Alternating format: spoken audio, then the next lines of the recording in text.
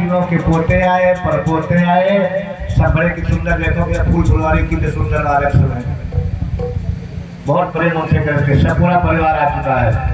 आज उनका बीच वाला सबसे छोटा बेटा ऐसा यजमान भी बना था, यजमान बना था, ये सब बहुत प्रेम कहते हैं।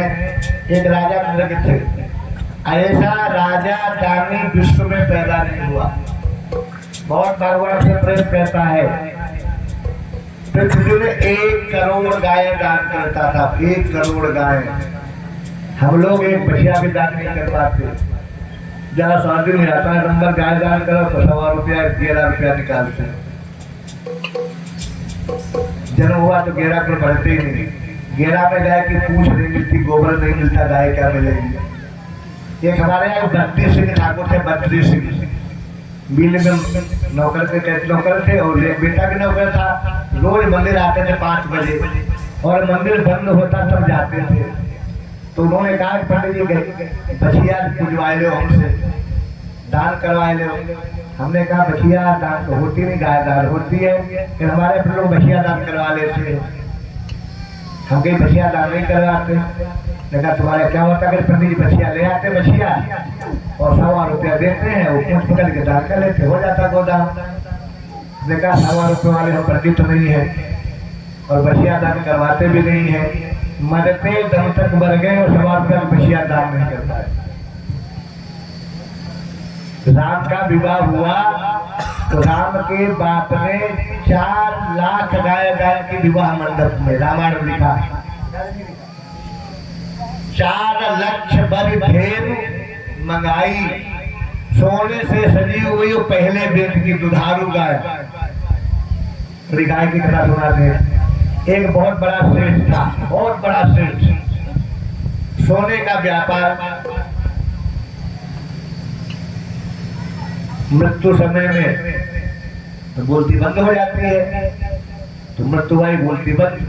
4 बेटा थे, तो बेटा ने सोचा सोना पता नहीं कहाँ कहाँ दे रखा, कहाँ गड़ा धरा क्या क्या है, एक सुई लगा दी जाए तो पिताजी बता दे तो काम चल जाए। तो डॉक्टर आए, ऐसी सुई लगाओ ये बोल पड़े एक बार हमारा बाप। तो सुई लगाई गई, तब तक टेलीफोन आ गया कि सोने के दाम बढ़ गए हैं। और बुड्ढा सुन रहा था, बोल तो नहीं पड़ा, सुन रहा था सब बातें सबकी। तो सुई का सरा जब टेलीफोन की आवाज सुनी तो बुड्ढा बोला, बेटा बोले पिता बताओ सोना ना कहाँ धरा है, कहाँ गया, किसको दिया। तो दा कहा मर गया, दा माने दाम बढ़ गए बेच दो, लेकिन दा कैसे बढ़ गया। तो बेटों ने सोचा कि पिता के दान कर दो, तो 2 पैसा की गाय खरीदी, 2 पैसा की मिल जाती थी। ऐसी गाय, पैर भी टूटा, पूंछ भी टूटी, सींग भी टूटा, आंख भी एक फूटी, और बच्चा कभी देने वाली नहीं, सूखी गाय दान कर दिया। बुढ़ा पहुंचा, बैठा ही नहीं, गाय पहले खड़ी वहां मिली।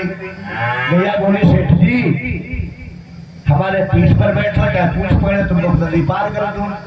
तो सेठ बोला मैंने कभी दान किया नहीं और तुम आई कैसे हमारे पास। कहा तुम्हारे बेटों ने 2 पैसे का हमें दान किया है। तो 10 बार रुपये सिर पीटा अपना, खोपड़ी पीटी, बेटों ने बर्बाद कर दिया, सत्यानाश कर दिया बेटों ने। फिर विचार किया 2 पैसा अदा कैसे करें। देखो ये सेठ लोग होते, सोने वाले सेठ व्यापारी लोग, चमड़ी जाए पर दमड़ी में जाए। तो कहा देखो भाई गौ माता मैं तुम्हारी पीठ पर बैठूंगा। बैठ जा, बैठ गया पीठ पर और गौ माता ने पार कर दिया। जब उतर गया तो बोला अब क्या होगा हमारा। तो गौ माता तुम्हें नरक में डाला जाएगा और तुम्हारे डंडा बजेंगे, लोहे में बांधा जाएगा। तो बड़ा डर गया। तो गौ माता ने कहा बताओ और तुम्हारी क्या सेवा करूं। तो बोले तुम यमराज को मार डालो तो यमराज जिंदा रहेगा, नरक में जाना होगा। अब गैया का पावर देखो, गैया दौड़े यमराज के पीछे, यमराज भागे, भागते भागते यमराज ब्रह्मा के पास गए, शंकर के पास गए, अंत में विष्णु के पास गए। भगवान ने अपने पावर से गाय को शांत किया और सेठ को डबल सजा दे दी। तो पीठ पर बैठा था गाय की। ऐसे ऐसे लोग गोदान करते हैं, गोदान। तो राजा नग थे, रोज 1 करोड़ गाय दान करते थे, कहीं लिखा 10 लाख गाय दान करते थे। और बन क्या गए, सांप बन गए सांप, इनका गिरगिट बन गए गिरगिट और कुआं में गिर गए। एक गलती हो गई, गाय का दोबारा आदान प्रदान दान हो गया। ब्राह्मण ने साफ दिया तो डर चले गए, गिरगिट बन गए, कुआं में पड़े थे। जब भगवान के ग्वाल बाल भगवान के बालक लोग पहुंचे जंगल में, कुआं देखा, बड़ा भारी जीव देखा, तो भगवान को बुलाया। भगवान ने हाथ लगाया, वो राजा बन गया और भगवान को जीवन की कहानी बताई। भगवान के बालकों के सामने क्या कहानी बताई, तो गिरगिट कैसे बने। तो राजा भगवान से कहता है, 1 करोड़ गऊ में प्रतिदिन दीपों को अर्पण करता था। 1 करोड़ गऊ में प्रतिदिन दीपों को अर्पण करता था। उनको भोजन करवाता था, उनको भोजन करवाता था। पूरा संकल्प चुकाता था, पूरा संकल्प चुकाता था। हाथी घोड़ा हाथी घोड़ा हाथी घोड़ा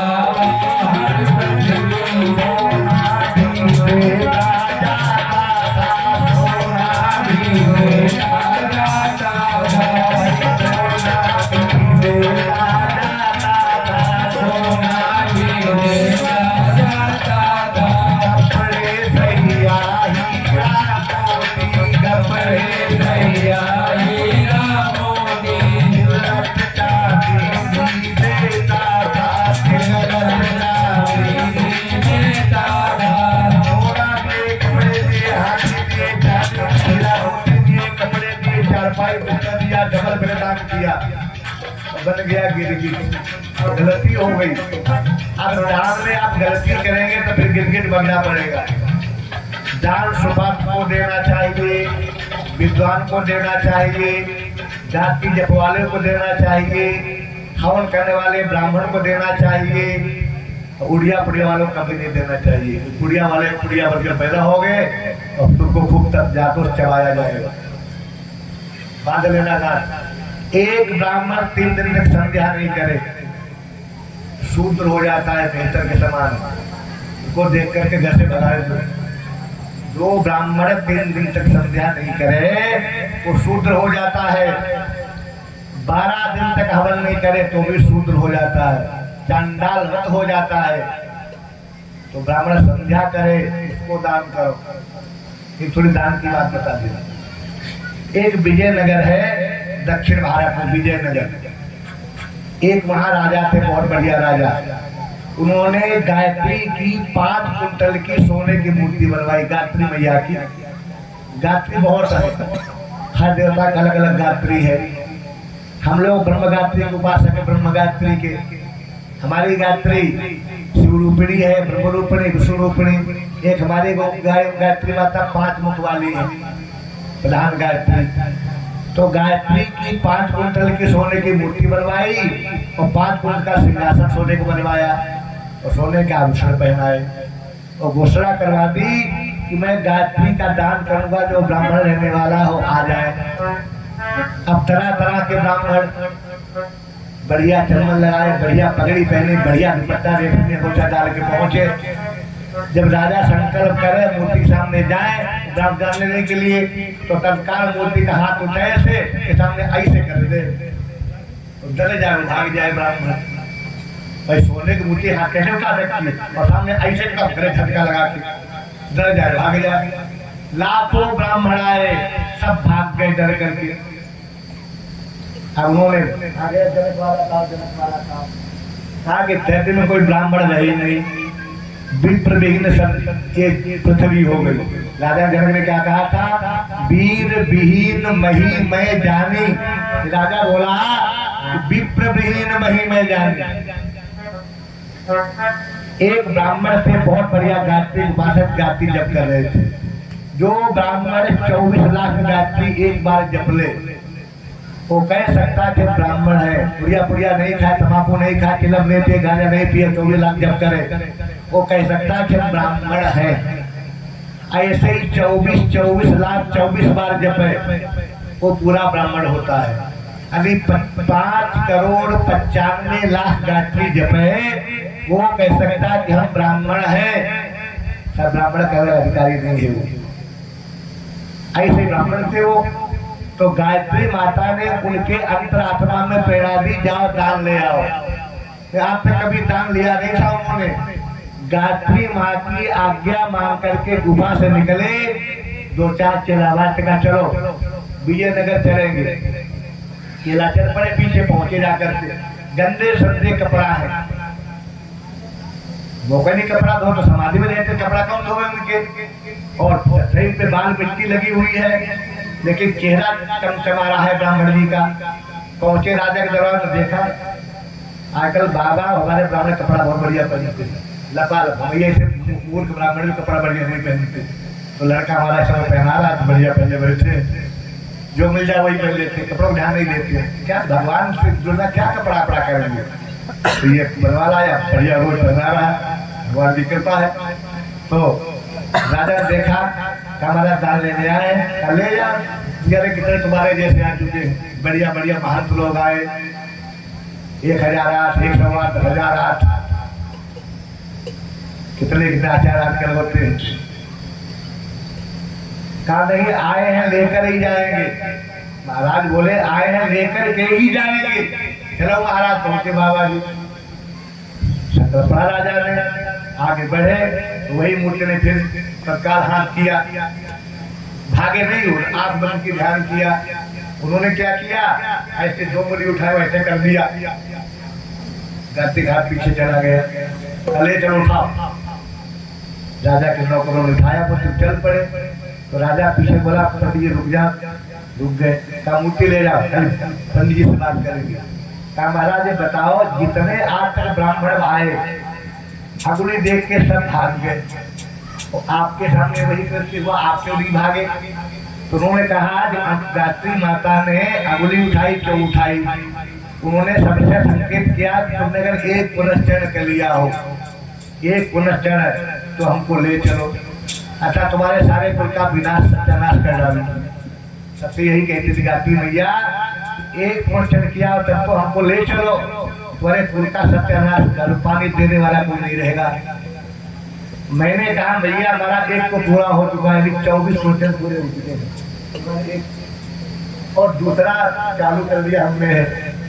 तो देवी ने कहा ले चलो। ये है दान लेने की प्रथा। दान हम लोग रोज ही लेते रहते हैं, हजम करने की ताकत हो। आप सबने जितने कर्मकांडी ब्राह्मण देखे, सब इतने दुख, कोई कोढ़ी होके मरा, कोई अंधरा होके मरा, कोई कूट के मरा, कोई चट्टी के सांप के मरा, कोई बढ़िया मौत नहीं देखी किसी की, खाली हमारे गुरु शास्त्री जी को छोड़ करके। इनकी मौत चलते पीते और कथा करके आए तब मृत्यु हुई। कोई पंडित ऐसा नहीं हमने सुना न देखा कर्मकांड जी की मौत बढ़िया हुई हो, फटक फटक के मरे, अंधा बहिरा होकर, लूले लगड़े होके, कोड़ी होके मरे। तो दान तो लेते का, मैंने इतना दान किया ब्राह्मण कभी गिरगिट बन गया। तो दान आप दे अच्छे व्यक्ति को, अच्छे महापुरुष को, तो उसका कल्याण तुम्हारा कल्याण तो तुमको लेके आता ही जाएगा। साथ ध्यान रखिए दान का। देश काले च पात्रे च, जिसकी जरूरत हो दान करिए। बोले वृंदावन बिहारी लाल की जय। भगवान ने कहा बलराम जी से, दाऊ भैया थोड़ा नंद बाबा के यहाँ ब्रज में चले जाओ, बहुत दिन हो गए दर्शन नहीं हुआ। कहा तुम चलो, कहा मैं जाऊंगा तो जा नहीं पाऊंगा, फिर वहां से दोबारा आ नहीं पाऊंगा, एक बार आ गया दोबारा आ नहीं पाऊंगा। बलराम जी जाते हैं ब्रज में। एक कथा और आती है, हमारे गुरु जी कहा करते थे, जब भगवान का विवाह हुआ रुक्मिणी को, तो भगवान ने अपना वाहन भेजा नंद बाबा के पास। कहा भैया यशोदा वो बाबा को विवाह में ले आओ। नंद बाबा तैयार हो गए, फिर कहा नहीं जाएंगे। इतना सयाना विवाह में नौकर भेजता है, स्वयं नहीं आ पाया, नहीं जाऊंगा। नंद बाबा नहीं गए। तो भगवान कृष्ण आए और नंद बाबा और यशोदा मैया को लेकर गए विवाह में। ये कथा अन्य भागवत दुनिया में पुराणों में आती है। फिर लौट आए, तब से कभी गए नहीं। तो कहा जाओ, तो बलराम जी आए हैं ब्रज में, नंद बाबा के वृंदावन में। यो चिल्लाकर कहा माँ, क्या बोले बलराम जी? माँ। इतना कहते ही और दाऊ की आवाज पहचान ली। 100 साल से ज्यादा उम्र हो गई थी, 100 वर्ष से ज्यादा। पहचान ली आवाज। चिल्ला कर माँ कहकर बोले दाऊ ने अपना नाम लिया। चिल्ला कर माँ कहकर बोले दाऊ ने अपना नाम लिया।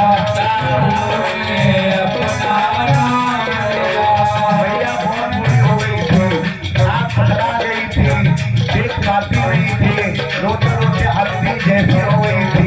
आवाज सुनी भैया जसोदा ने, मैया मैया ने तुझे बोलो से, मैया ने बोले बोलो से, मैया ने तुझे बोलो से, राधे राधे श्याम राधे राधे श्याम के सपनों में भगवान के ध्यान में मगन थी। हर रात भगवान का दर्शन जसोदा कर रही थी। एकदम दाऊ की आवाज सुनी, वो बोल पड़ी। भक्त के सपनों में डूबी थी, भक्त के सपनों में डूबी थी, बोल रही थी सुख धाम कहा, फिर बोल रही थी सुख धाम कहा। बलराम अकेले आए हो, बलराम अकेले आए हो, रह गया हमारा श्याम कहा, रह गया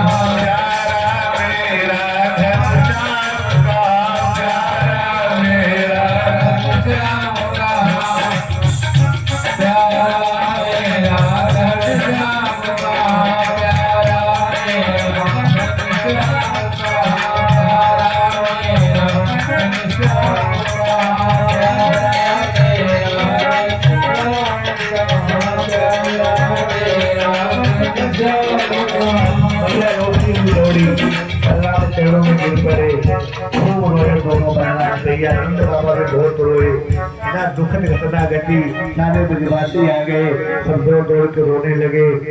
खुदाम सबसे मिले दाऊ भैया, सबको समझाया बहुत काम द्वारिका में है, खाना बहुत व्यस्त है। उसने कहा हम जरूर आएंगे, लेकिन आए नहीं। भगवान ने कहा था कि परसों आ जाएंगे। परसों के सैकड़ों साल बीते में भगवान नहीं आए, लेकिन कोई भी गोपी गोप मथुरा नहीं गया, कोई गोपी गोप द्वारिका नहीं गया कि हमारे जाने से श्याम सुंदर मनोहर को दुख होगा। ये भगवान से प्रेम गोप गोपियों का।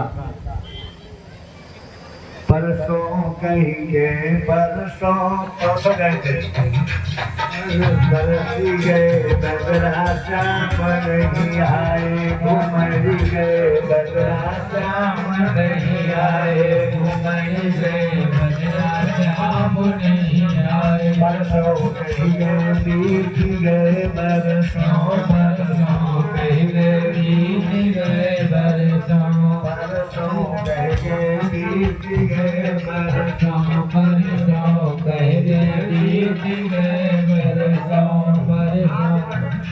सुंदर नहीं आए। बलदाऊ 6 महीना तक रुके, कई लिखा कि साल भर रुके, सबको सुख दिया। बलराम ने यहाँ भी रस लीला की। बलराम द्वारिका आ गए। अब बलराम की थोड़ी कथाएं आती हैं। एक बार बलराम अपनी पत्नियों के साथ में एक पर्वत पर विराजमान थे। एक बंदर था दुरित, ये राम के जमाने में भी था। इसने बड़ी खुराफात की थी। था तो सेनापति भगवान का, बहुत बलवान था। दुर्विद पहला श्री राम था रामायण में। दुर्विद मयन नील नल अंगद गद विकटास, ये सेनापति था लेकिन था दुराचारी। मौका लगे लंका में घुस जाए, बलात्कार करके आ जाए। जहाँ मौका पावे घुस जाए, बलात्कार कर रहा गया हो, तो भगवान ने सेनापति पर से हटा दिया और इसको श्राप दे दिया। क्या तुम्हें मैं तो नहीं मारूंगा, जो तुम सेनापति हो, तो तुमको सजा लक्ष्मण जी देंगे। वही दुविध बानर भगवान कृष्ण के जन्म में भी था, बड़ा नहीं, राक्षस प्रवृत्ति का हो गया।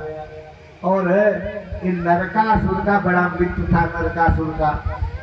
नरकासुर का वध हुआ, ये दुश्मन बन गया भगवान कृष्ण का। और बलराम जी थे, तो ये वहाँ उपद्रव करने लगा। भागवत में एक बड़ा शब्द लिखा हुआ है, उसको नहीं सुनाएंगे। उपद्रव करने लगा। अच्छा, दुविध किसे कहते हैं? दुविध शब्द के कई अर्थ है। तो अंत में बलराम जब नंगा नंगा नाचने लगा, भगवान की पत्नियों के साथ में बलराम जी की, बलराम ने हल मूसल को याद किया, हल से खींच लिया, मूसल में ठोक दिया, चकनाचूर हो गया, मर गया। बोले बलराम जी महाराज जी, दैवत पर्वत की बात थी। अच्छा, हल क्या है, मूसल क्या है? शिव जी भगवान ही हल बनकर बलराम के हाथ में आए। तो ये संहार के देवता है ना, तो संहार तो शिव जी करते हैं। तो शिव जी स्वयं हल बन करके, राम के समय में हनुमान जी बनकर आए, यहाँ शिव जी हल बनकर आए। हल बन करके राक्षसों का वध कर दिया। ऐसी कथा भागवत में अन्य पुराणों में आती है। तो बोले बलराम जी महाराज की जय। एक कथा आती है, भगवान के एक पुत्र थे सांब। सांब बड़े सुंदर थे। एक बार हस्तिनापुर गए, तो भगवान के लिए बहुत रिश्ता है, बहुत रिश्ता। एक तो हो भगवान की बुआ, भगवान की बुआ के लड़के, दूसरा बहन की पति बहनोई है, तीसरे मित्र है, चौथे ईश्वर और जीव का रिश्ता इनका है। तो सांब जी रिश्तेदारी में आए की बुआ के यहाँ, तो दुर्योधन की पुत्री लक्ष्मणा को देख करके मोहित हो गए, उसका अपहरण किया, दुर्योधन ने कैद कर लिया। जब पता लगा द्वारिका में, चढ़ाई करो हस्तिनापुर पर, तो बलराम ने कहा नहीं चढ़ाई मत करो, हमारा दुर्योधन खेला है, सोमया बुझा के लाऊंगा।